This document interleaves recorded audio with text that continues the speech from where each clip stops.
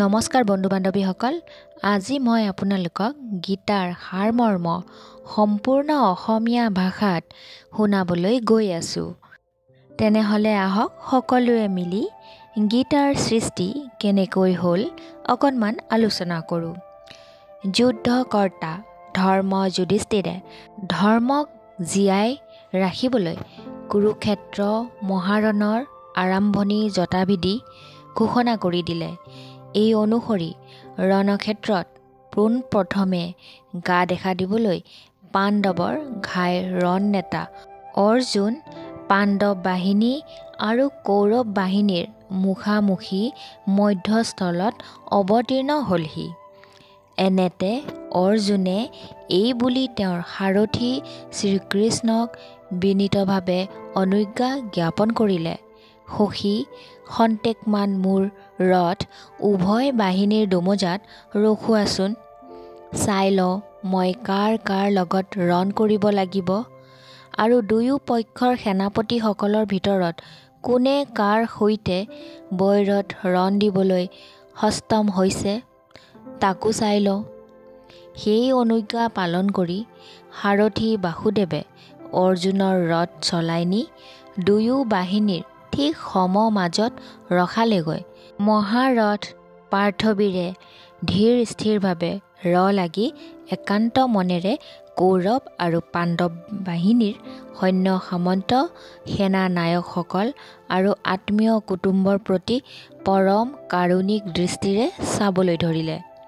কুন্তী নন্দন ধনঞ্জয়ে কৌৰৱ বাহিনীৰ নেতাসকলৰ মাজত দেখিলে। তেওঁ পৰম উপকাৰী পিতামহ ভীষ্মদেৱ, পৰম পূজনীয় শিক্ষাগুৰু দ্ৰোণাচাৰ্য, সুদৰ প্ৰতিম মহাবীৰ কৰ্ণ, অগ্ৰজসম যুদ্ধকৰ্তা দুৰ্যোধন আদি আত্মীয় কুটুম্বসকল। আন পক্ষত পাণ্ডৱ বাহিনীত পৰম পূজনীয় অগ্ৰজদ্বয় আৰু অতি চেনেহৰ অনুযুগল পৰম শ্ৰদ্ধেয় বৃদ্ধ শহুৰ দ্ৰুপদ ৰজা, আপদৰ বন্ধু বিৰাট ৰাজ, অতি আদৰৰ বৈনাই মহাৰথ ধৃষ্টদ্যুম্ন, পৰম প্ৰিয় পত্নী দ্ৰৌপদীৰ পঞ্চনন্দন, প্ৰাণপ্ৰতিম ভতিজা হিড়িম্বানন্দন ঘটোৎকচ, প্ৰাণাধিক প্ৰিয়তম পুত্ৰ সুভদ্ৰানন্দন অভিমন্যু, এনে স্বতেজ স্ববংশী স্বধৰ্মী অভেদাত্মা স্বৰূপ আত্মীয় কুটুম্বৰ মাজত প্ৰতিদ্বন্দ্বিতা মৰামৰি কটাকটি তেওঁ নিজ হাতে সেই পালক পিতামহক বধিবলৈ অস্ত্ৰ ধৰিব। সেই হাতেৰেই তেওঁৰ ধনু গুৰু দ্ৰোণাচাৰ্যৰ বিৰুদ্ধে ধনু ধৰিব। সেই হাতেই তেওঁৰ অৰ্ধসোধ অদ্বিতীয় বীৰ কৰ্ণৰ বধিক্ৰিয়া সম্পাদন কৰিব, যাৰ শিৰত তেওঁৰে সৈতে একেই তেজ প্ৰবাহিত। সেই বংশ ভাই বন্ধুবৰ্গৰ প্ৰতি শত্ৰুতাচৰণ কৰি তেওঁ নিজ হাতে তেওঁলোকক বধ কৰিব। এনে ভাৱ অৰ্জুনৰ মনত উতলি উঠিল। তেওঁ সকলো সংকল্প সকলো কৰ্তব্য ততালিকে পাহৰি পেলালে। এনে ৰণত প্ৰবৃত্ত নহ'বলৈ বুলি তেওঁ হতাশ হৈ বহিল।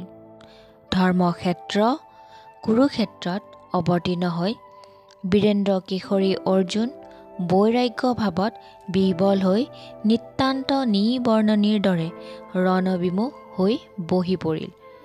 য'ত ধৰ্মবিহীন লোকৰো অন্তৰত ধৰ্মভাৱৰ উদয় হয়, য'ত মানৱ অন্তৰত অক্ষুৎ ধৰ্ম প্ৰবৃত্তি প্ৰস্ফুটিত হয়, যি ঠাইৰ স্থানীয় পবিত্ৰ প্ৰকৃতিৰ প্ৰভাৱত তমগুণী পুৰুষৰ অন্তৰত সৰ্বগুণৰ বিকাশ হয়, সেই ধৰ্মক্ষেত্ৰ কুৰুক্ষেত্ৰ তাৰ ভিতৰত সবাতকৈ বিশিষ্ট।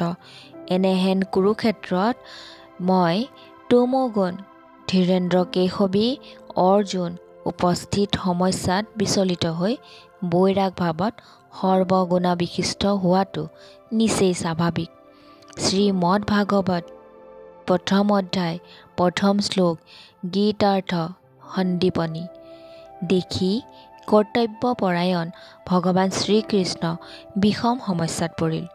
গতিকে চক্ৰী চূড়ামণি ভগৱান মাধৱে আত্মজ্ঞান উপদেশৰ অৱতাৰণা কৰিলে। মানৱাত্মাত আত্মজ্ঞানৰ উদয় হ'লে সত্য ৰজ তম এই 3 গুণেই মাৰ যায়।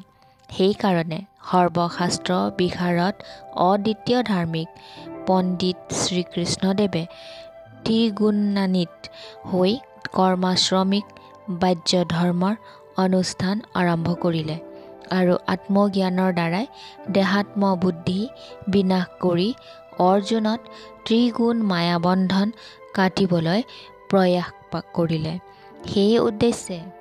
সেই উদ্দেশ্যে শান্তিপ্ৰিয় মাধৱে কৰ্তব্যৰ অনুৰোধত প্ৰাণ সখী অৰ্জুনক এই বুলি সম্বোধন কৰিলে, হে অৰ্জুন, উপস্থিত মহা সমস্যাত তোমাৰ অন্তৰত এই মায়া মোহ ক'ৰ পৰা আহিল?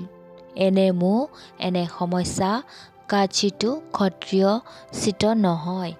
এনে মায়া অধৰ্ম আৰু অখ্যাতিহে আছে। এতেকে হে অৰ্জুন, দুৰ্বল নহবা। এনে দুৰ্বলতা তোমাক সমূলি শোভা নাপায়। উঠা কৰ্তব্যনাশক নিজ দুৰ্বলতা নিলগ কৰি ৰণত প্ৰবৃত্ত হোৱা।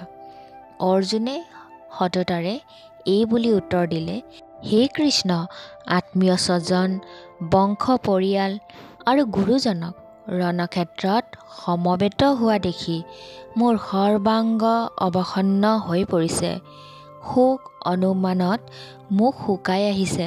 গোটেই শৰীৰ কঁপিবলৈ ধৰিছে। প্ৰাণ ৰোমাঞ্চিত হৈছে। হাতৰ পৰা গাণ্ডীৱ ধনু সৰি পৰিছে আৰু গাৰ ছাল ৰমৰমাব লাগিছে। হে কেশৱ, মোৰ স্থিৰৰে বৰ শক্তি লোপ পাইছে। মোৰ মূৰ ঘূৰিব লাগিছে। মই সৰ্বত্ৰতে অপায় অমংগল প্ৰত্যক্ষ নিদৰ্শন দেখা পাইছোঁ। উপস্থিত ৰণত আত্মীয় কুটুম্বসকল বধ কৰিলেও তাৰ পৰা কোনো ফল লাভ হ'ব বুলি মোৰ মনে নধৰে। হে কৃষ্ণ, মই বিজয় কামনা নকৰোঁ আৰু ৰাজ্য ভোগ সুখ এইবোৰ মোৰ আকাংক্ষা নাই। হে গোবিন্দ, আমাৰ ৰাজ্যৰ বা কি প্ৰয়োজন আৰু জীৱন ধৰাৰ আমাৰ ফল কি?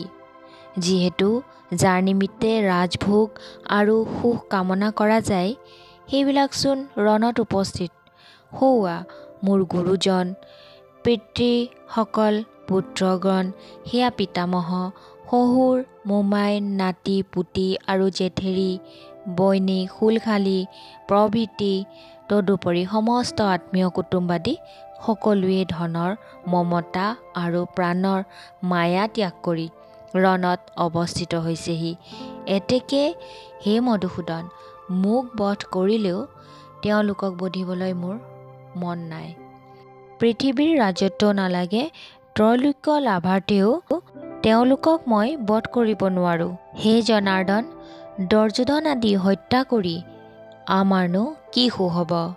হে মাধৱ, দুৰ্যোধন আদিয়ে লোভ পাপ কৰিবলৈ উদ্যত হৈছে যদিও আমি কুলক্ষয় জনিত পাপ আচৰো কিয়? কুলক্ষয় হ'লে সনাতন কুলধৰ্মসমূহ বিনষ্ট হয় আৰু কুলধৰ্ম নষ্ট হ'লে অৱশিষ্ট সমস্ত কুল অধৰ্মত অভিভূত হয়। এতেকে হে জনাৰ্দন, কুলক্ষয়জনিত পাপ দেখিও আমি তাৰ পৰা নিলগত নাথাকোঁ কিয়? হে বিঞ্চি কুলতিলক, শুনিছোঁ কুলধৰ্ম অধৰ্মত পতিত হ'লে কুল নাৰীগণ ভ্ৰষ্টাচাৰিণী হয়। সেয়ে হ'লে কুলত কলংকস্বৰূপ বৰ্ণ সংস্কাৰৰ উদ্ভৱ হয়। তাৰ ফলত পিতৃ পিতামহসকলৰ সদ্গতি নহয়। সেইবিলাকৰ স্বৰ্গীয় আত্মা ক্ৰমাৎ নৰকগামী হয় আৰু তাৰ ফলত কুলনাশগণৰ জাতি ধৰ্ম সনাতন কুলধৰ্ম আশ্ৰম ধৰ্ম একেবাৰে উচ্ছিন্ন হয়। তদুপৰি হে জনাৰ্দন, শুনিছোঁ বোলে যাৰ কুলধৰ্ম আৰু জাতি ধৰ্ম বিনষ্ট হয়, সেইবিলাক মানৱাত্মা সৰ্বতিকাল নৰকত পৰি থাকে। হায় কি কষ্ট! আমি কি যে মহাপাপ আচৰিবলৈ উদ্যত হৈছোঁ! যিহেতু আমি ৰাজ্যমোহ লোভত পৰি আত্মীয় বৰ্গক বদিবলৈ আগবাঢ়িছোঁ। মোৰ মনেৰে মোক যদি নিৰস্ত্ৰ অৱস্থাত সশস্ত্ৰ দৰ্যোধন আদি ধৃতৰাষ্ট্ৰৰ পুত্ৰগণে বধো কৰে, তেন্তে সেই মোৰ কল্যাণৰ অৰ্থেহে।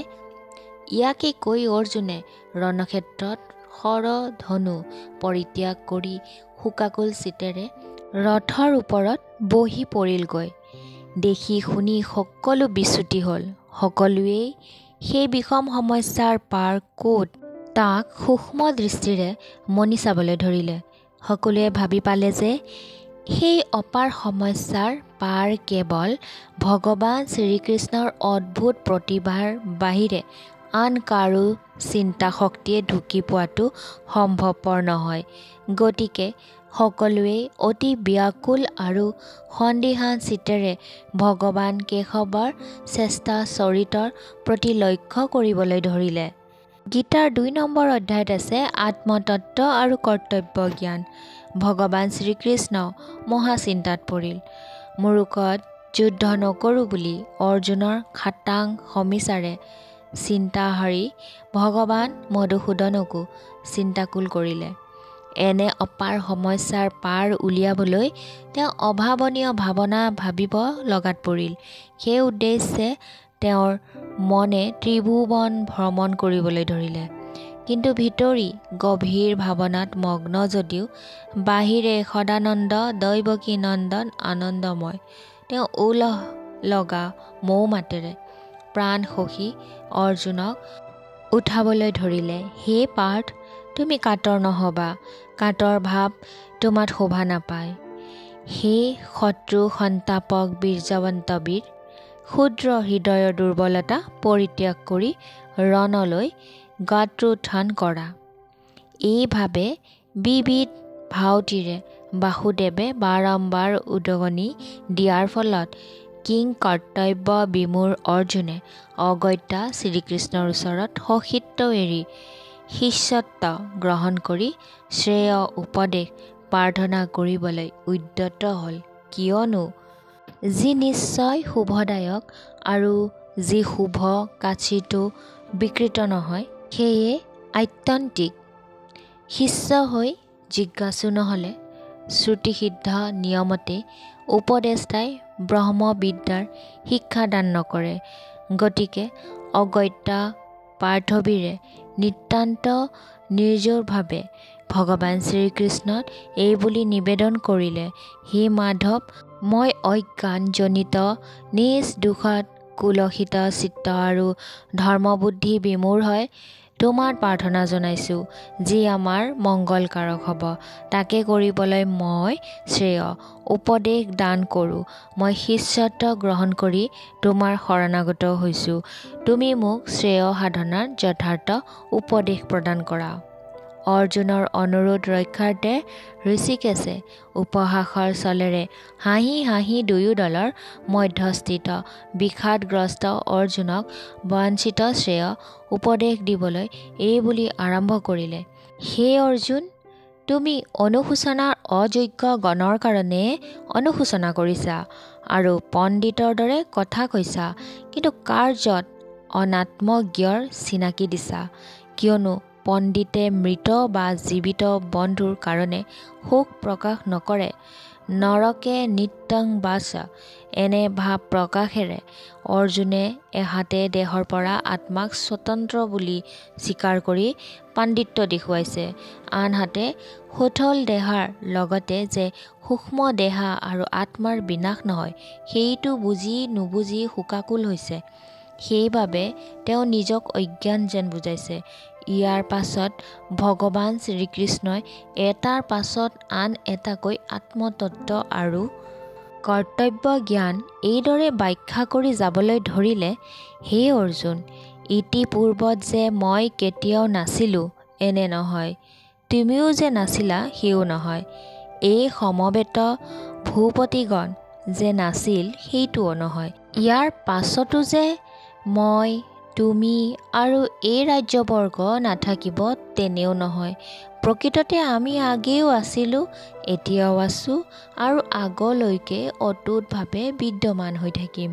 দেহাৰ একেটা দেহাত যেনেকৈ কুমাৰ, যৌৱন আৰু জৰালক্ষিত হোৱাটো আচৰিত নহয়। এটা দেহা এৰাৰ পাছত আত্মাই অন্য এটা দেহা ধাৰণ কৰাও তেনেকৈ নোহোৱা কথা নহয়।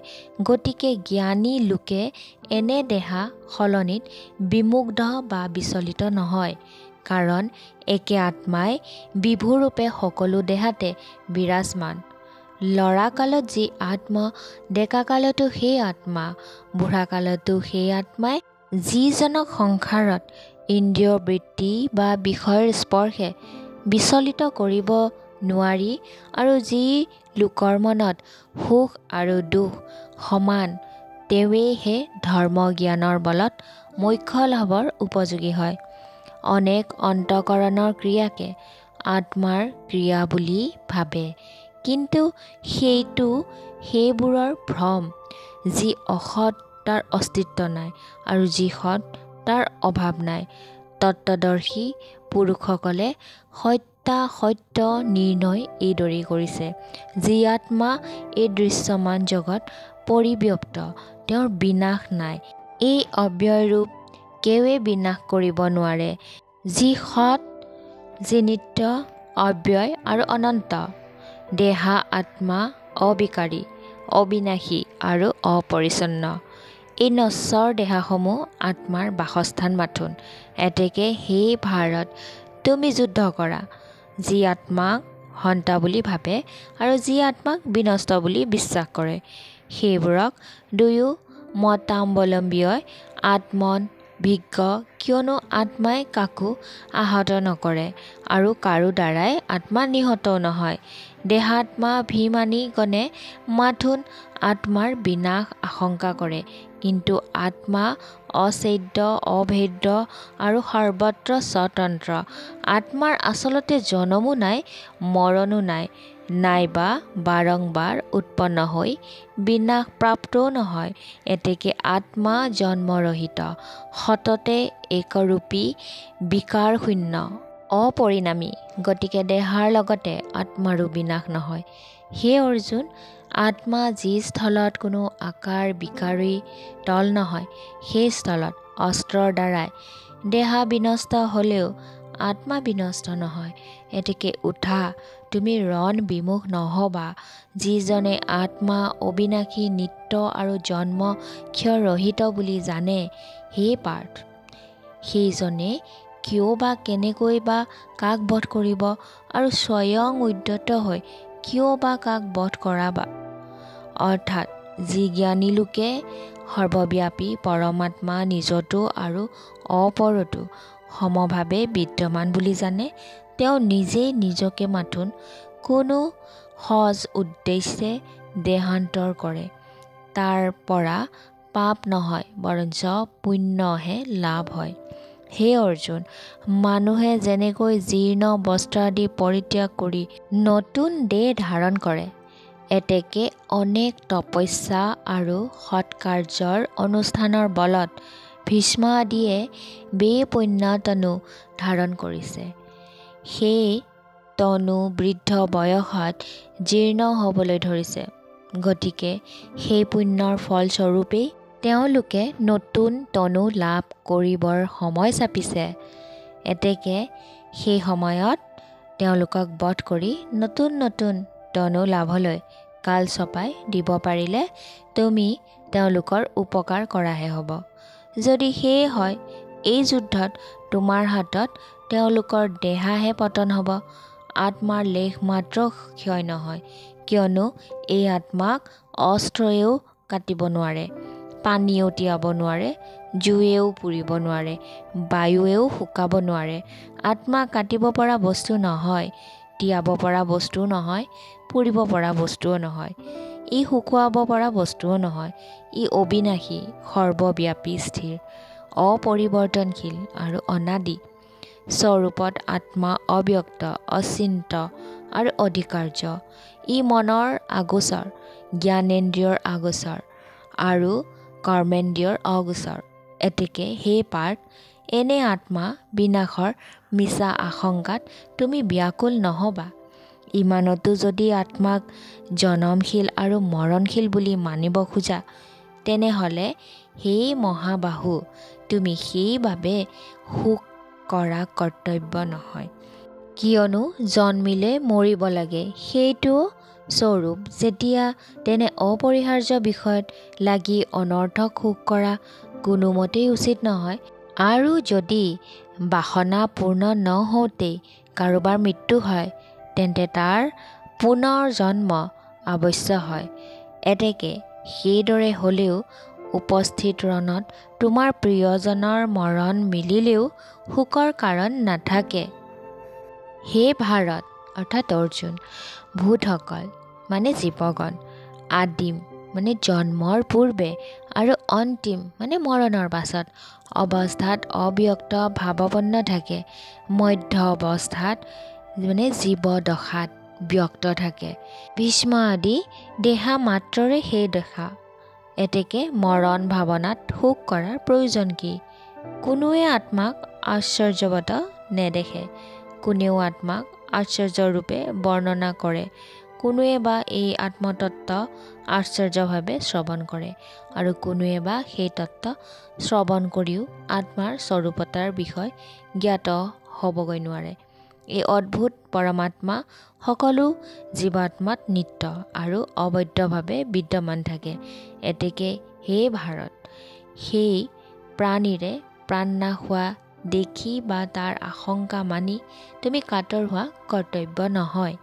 তাৰ পাছত সৃষ্টি স্থিতি প্ৰলয়ৰ তত্ত্বভেদী সৰ্বশাস্ত্ৰ বিশাৰদ ভগৱান শ্ৰীকৃষ্ণই ধৰ্ম ৰাজ্য স্থাপনৰ অৰ্থে পাণ্ডৱ পক্ষীয় একমাত্ৰ বীৰ, যি অজেয় ভীষ্ম আৰু কৰ্ণক জয় কৰিব পাৰে, সেই অৰ্জুনক পুনৰপি এই বুলি কৰ্তব্যজ্ঞানৰ উপদেশ দিবলৈ ধৰিলে। হে অৰ্জুন, স্বধৰ্মৰ ফালে চালেও তোমাৰ হৃদকম্প হোৱাৰ কাৰণ নাই। কিয়নো ধৰ্ম যুদ্ধতকৈ শ্ৰেয় কৰ্তব্য ক্ষত্ৰিয়ৰ পক্ষে আন একো হ'ব নোৱাৰে। এটা প্ৰাণী ৰক্ষা অৰ্থত আন এটা প্ৰাণী হত্যা কৰা বুজায়। সেইদৰে ধৰ্ম সাধনাৰ অৰ্থে ধৰ্ম যুদ্ধত প্ৰবৃত্ত হোৱাটো। হে পাৰ্থ, এনে অযাচিতে লাভ হোৱা জপনাহীন স্বৰ্গদুৱাৰহেন ধৰ্মযুদ্ধ ভাগ্যৱান ক্ষত্ৰিয়সকলৰ পক্ষে যে সম্ভৱ, বিশেষকৈ অৱশ্যে উপস্থিত যুদ্ধ তোমাৰ স্বকৃত নহয়, কৌৰৱগণৰ দুষ্টবুদ্ধি আৰু ঔদম্যৰ ফলত হে ই সংঘটিত হৈছে। গতিকে এই ৰণত বিমুখ হ'লে তুমি কৰ্তব্যৰ পৰা পিছলি পৰাটোহে হ'ব। আৰু ভাবি চোৱা, এই যুদ্ধত জয় হ'লে মান গৌৰৱ যশস্যা আৰু ৰাজ্য লাভ, আৰু পতন হ'লেও স্বৰূপ স্বৰ্গলাভ। এতেকে এই ধৰ্মযুদ্ধত তুমি বিমুখ হ'লে তোমাক কৰ্তব্যহানিৰ পাপে চুব। কিয়নো স্বধৰ্ম আৰু কীৰ্তি স্বইচ্ছাৰে পৰিত্যাগ কৰিলে পাপভাগী হ'বলগীয়া হয়। তদুপৰি এই ধৰ্মযুদ্ধ তুমি আপোন ইচ্ছাৰে পৰিত্যাগ কৰিলে তোমাৰ কীৰ্তি নাশ হ'ব। তেতিয়া সকলোৱে তোমাৰ অপযশ ৰচিব। হে অৰ্জুন, তোমাৰ তুল্য শৌৰ্য বীৰ্য ধৰ্মনিষ্ঠা আদি বিবিধ গুণেৰে বিভূষিত শ্ৰেষ্ঠ পুৰুষৰ পক্ষে কীৰ্তি নাশতকৈ মৰণেই শ্ৰেষ্ঠ। ৰণক্ষেত্ৰত অৱতীৰ্ণ হৈ এতিয়া তুমি ৰণ নিদিয়াকৈ আঁতৰি গ'লে যিসকল তোমাৰ সমনীয়া মহাৰণে তোমাক মান কৰিছিল, সেই সকলে তোমাক ভয়াতুৰ বুলি নিন্দাহে কৰিব। তাৰ দ্বাৰাই তোমাৰ বিষম লঘুতা প্ৰকাশিত হ'ব, আৰু দুৰ্যোধন আদি তোমাৰ শত্ৰুপক্ষীয় গণেও তোমাৰ সামৰ্থ্য হে জ্ঞান কৰি তোমাক উপহাস কৰিবলৈ বাকী নথব। ইয়াতকৈ অধিক মনস্তাপ আৰু অপমান তোমাৰ পক্ষে আৰু কি হ'ব পাৰে? ভীষ্ম আদি আত্মীয় বধৰ কষ্টতকৈও ই কষ্টকৰ হ'ব। শ্ৰীকৃষ্ণৰ যুক্তি অকাৰ্য বুলি মানিবলৈ অৰ্জুন বাধ্য হ'ল। কিন্তু সিমানতো তেওঁ নিজৰ অন্তৰক বুজাব পৰা নাই। এহাতে গুৰুজন আৰু আত্মীয় কুটুম্বাদী বধ কৰা অসহনীয় ভাৱ, আনহাতে চক্ৰী চূড়ামণি শ্ৰীকৃষ্ণৰ অকাট্য যুক্তি, অৰ্জুন কিং কৰ্তব্য বিমূঢ়। এনে সমস্যাৰ পৰা উদ্ধাৰ কৃষ্ণৰ উদ্দেশ্যে ভগৱান বাসুদেৱে পুনৰপি অৰ্জুনক এই বুলি উদগনি বুজনি দিলে, হে কুন্তীনন্দন, তুমি বিমুখ নহবা। মই ইয়াৰ আগেও কৈ আহিছোঁ যে উপস্থিত ধৰ্মযুদ্ধত তোমাৰ মৰণ মিলে যদি তোমাৰ স্বৰ্গলাভ নিশ্চয়, আৰু জয়ী হ'ব পাৰা যদি তোমাৰ নিষ্কণ্টক ৰাজ্যলাভ, দুয়োহাতে তোমাৰ মংগল। এতেকে শোক চিন্তা আৰু সংশয় পৰিত্যাগ কৰি তুমি স্থিৰ নিশ্চয় হৈ ৰণৰ উদ্দেশ্যে অত্ৰোত্থান কৰা। কিন্তু সিমানতো অৰ্জুনক চিন্তিত দেখি ভগৱান দৈৱকীনন্দনে আপোনাৰ শিষ্য সখী কুন্তীনন্দনক অনতিপলমে চৰম কৰ্তব্য জ্ঞান জ্ঞাপন কৰিলে। সুখ দুখে সমে কৃতা লাভালাভো জয় জয়, তত যুদ্ধায় যুজ্যস্য নৈবং পাপম বাপস্যসি। অৰ্থাৎ সুখ আৰু দুখ, লাভ আৰু অলাভ, জয় আৰু পৰাজয় সবাকে সমভাৱে চাই লৈ তাৰ পাছত তুমি যুদ্ধত প্ৰবৃত্ত হোৱা। তাৰ বাবে তুমি পাপভাগী হ'ব নালাগিব। মুঠতে তুমি সুখৰো কামনা নকৰিবা, দুখৰ আশংকাতো সংকুচিত নহবা। যুদ্ধত যে তোমাৰ লাভ হ'ব সেইটোও নাভাবিবা, অলাভ যে হ'ব তাকো মনলৈ নানিবা, আৰু উপস্থিত মহাৰণত যে তোমাৰ জয় তাকো আশা নকৰিবা। পৰাজয় যে হ'ব তাকো মনত ঠাই নিদিবা। সেয়ে হ'লে গুৰুজন আৰু জ্ঞাতিবধৰ পাপে তোমাক নাপায়। তেনেহ'লে বন্ধু বান্ধৱীসকল, আজি মই গীতাৰ প্ৰথম অধ্যায় আৰু দ্বিতীয় অধ্যায়কৈ ইয়াতে সামৰণি মাৰিলোঁ।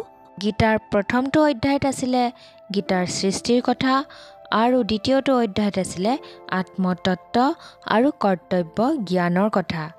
আহিবলগীয়া আগন্তুক ভিডিঅ'ত মই আপোনালোকক শুনাম গীতাৰ তৃতীয় অধ্যায় নিষ্কাম কৰ্মযোগ্য। গতিকে বন্ধু বান্ধৱীসকল, গীতাৰ যদি এই কথাখিনি আপোনালোকৰ শুনি ভাল লাগিছে তেনেহ'লে চেনেলটো ছাবস্ক্ৰাইব কৰি ৰাখিব, আৰু আহিবলগীয়া ভিডিঅ'ত আপোনালোকক আকৌ লগ পাম বুলি আশা ৰাখিলোঁ। আৰু কোনোবা যদি বন্ধু বান্ধৱী মোৰ এই চেনেলটোত নতুনকৈ আহিছে তেনেহ'লে চেনেলটো ছাবস্ক্ৰাইব কৰি ৰাখিব। তেতিয়াহে এনেকুৱা ধৰণৰ নতুন নতুন ভিডিঅ' আপোনালোকে পাই থাকিব। পাৰিলে ভিডিঅ'বোৰ যিমান পাৰে লগ বন্ধুৰ মাজত শ্বেয়াৰ কৰিব। কমেণ্টত জয় শ্ৰীকৃষ্ণ বুলি লিখিলেই হ'ব। তেনেহ'লে আজিলৈ আহিছোঁ, ধন্যবাদ। জয় শ্ৰীকৃষ্ণ।